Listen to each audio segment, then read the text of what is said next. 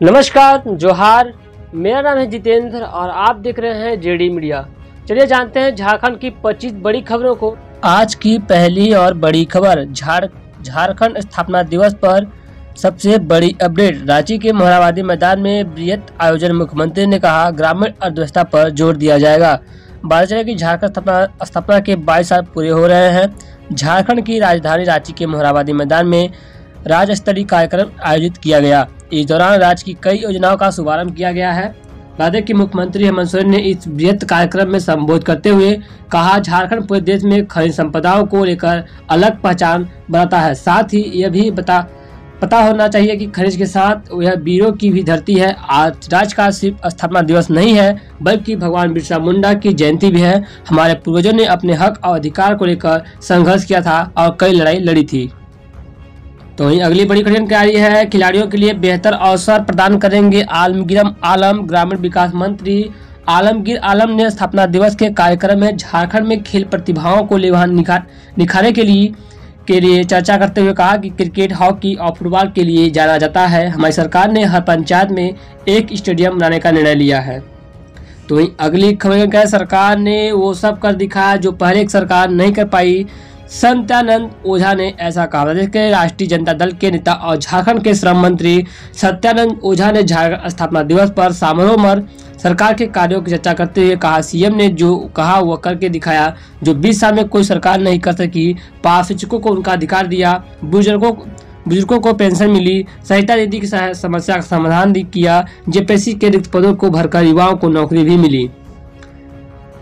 तो चलिए जानते हैं कि झारखंड स्थापना दिवस पर किन किन योजनाओं का हुआ शुभारंभ और मुख्यमंत्री की तरफ से क्या क्या योजनाएं लागू की गई हैं। पहली योजना निकल के आती है दोस्तों, मुख्यमंत्री शिक्षा प्रोत्साहन योजना। दोस्तों, इस योजना के अंतर्गत मुख्यमंत्री शिक्षा प्रोत्साहन योजना का हायर सेकेंडरी एजुकेशन की पढ़ाई करने के इच्छुक 10वीं के छात्रों को फ्री कोचिंग की व्यवस्था करेगा। राष्ट्रीय स्तर के प्रतिष्ठित में छात्रों को तैयारी होगी। इस कोचिंग की पूरी फीस सरकार देगी। साथ ही बच्चों को हर महीने 2500 रुपये प्रदान करेगी। तो वहीं दूसरी योजना निकल के आ रही है, मुख्यमंत्री सारथी योजना के बारे में। झारखंड के प्रतिभाशाली युवाओं को हुनरमंद बनाकर उन्हें रोजगार से जोड़ने के लिए ये योजना शुरू की जा रही है। प्रखंड स्तर तक पहुंचकर सरकार योजना को लागू करेगी। 18 से 35 वर्ष के युवाओं को इसका लाभ मिलेगा। सफल युवाओं को रोजगार नहीं मिलने पर 1000 रुपये प्रति माह दिया जाएगा। यह राशि अधिकतम 1 साल के लिए दी जाएगी। तो अगली योजना क्या है, गुरुजी क्रेडिट कार्ड योजना। तो गुरुजी क्रेडिट कार्ड योजना क्या है, हर गरीब व मध्यम वर्ग परिवार का बच्चा इस कार्ड के जरिए अपना भविष्य संभाल सकेगा। इस योजना के तहत 4% ब्याज दर पर 15 लाख रुपए तक शिक्षा ऋण मिलेगा। इसका गारंटर सरकार बनेगी। लोन वापसी की प्रक्रिया शिक्षा पूरी होने के 1 साल बाद शुरू होगी। मुख्यमंत्री हेमंत सोरेन ने किया 6 करोड़ रुपए की परिसंपत्तियों का वितरण। इस अवसर पर विश्व गुरु शिबू सोरेन, राज्यसभा सांसद महुआ माझी और हेमंत सोरेन की पत्नी कल्पना सोरेन समेत अन्य मौजूद थे। तो वहीं झारखंड स्थापना दिवस पर सहायक अभियंता व नर्सों को नियुक्ति पत्र सौंपा गया। 609 सहायक अभियंता और 309 नर्सों को नियुक्ति पत्र सौंपा गया है। इस क्रम में उन्होंने कुछ चयनित युवाओं को नियुक्ति पत्र दिया है। सीएम ने झारखंड एकलव्य प्रशिक्षण योजना का शुभारंभ किया। उन्होंने कहा कि कौशल विकास के माध्यम से कुशल झारखंड बनाने के उद्देश्य से यह योजना लाई गई है। निःशुल्क कोचिंग सुविधा से लाखों विद्यार्थियों को इसका लाभ मिलेगा।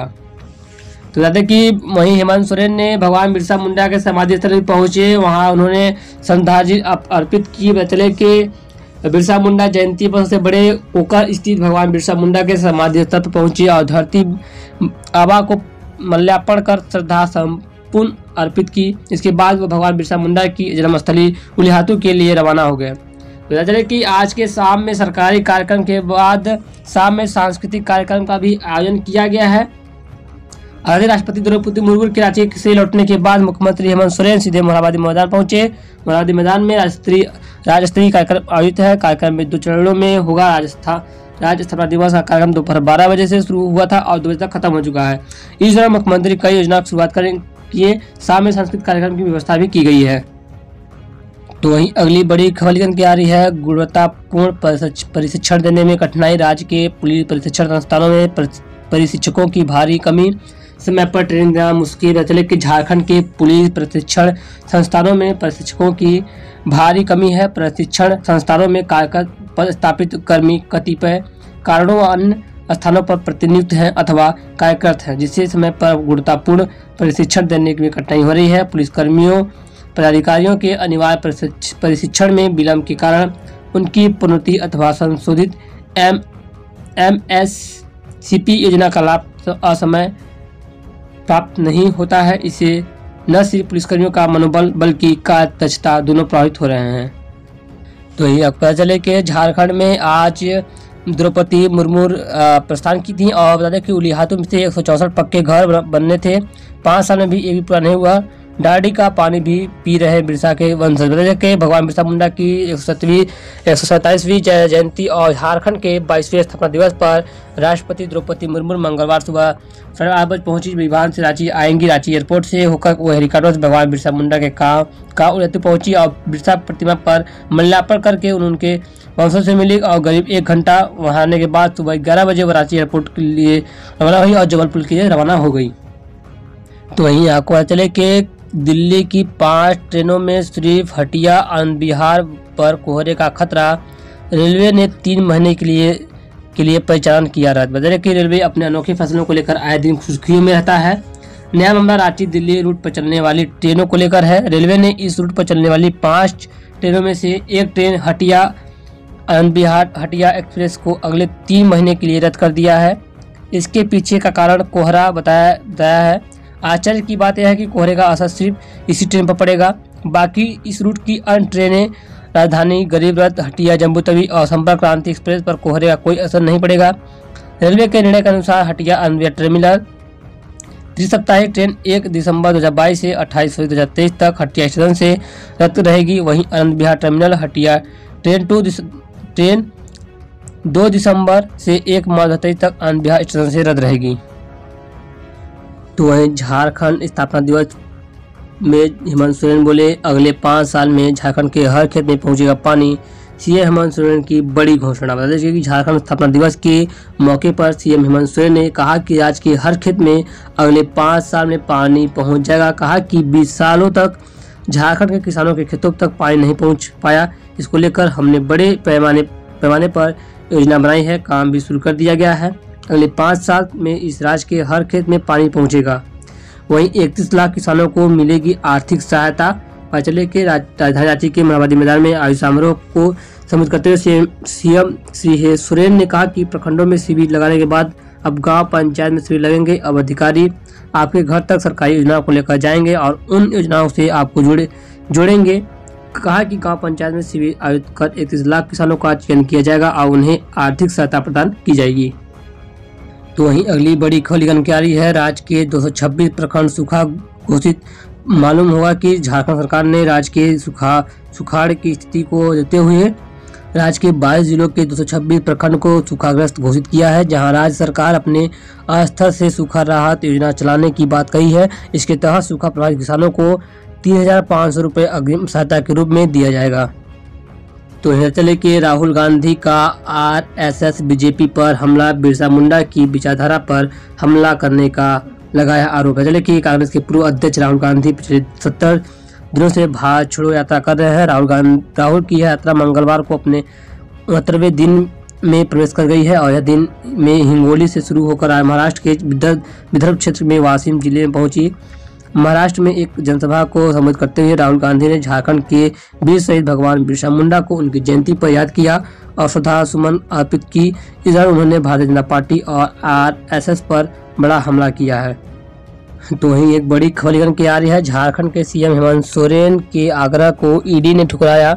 17 नवंबर को ही होगी पूछताछ। बता के झारखंड के मुख्यमंत्री हेमंत सोरेन ने आग्रह को प्रवर्तन निदेशालय ने ठुकरा दिया है। ईडी ने हेमंत सोरेन को 17 नवंबर को ही पूछताछ के लिए उपस्थित होने को कहा है। मुख्यमंत्री हेमंत सोरेन ने ईडी से आग्रह किया था कि 16 नवंबर को उनसे पूछताछ की जाए, लेकिन प्रबंधन निदेशालय ने इनके इस आग्रह को स्वीकार कर दिया और 17 नवंबर को हाजिर होने के लिए को कहा गया है। आप बता दें कि अवैध खनन से जुड़े मामले से ईडी इनसे पूछताछ करेगी।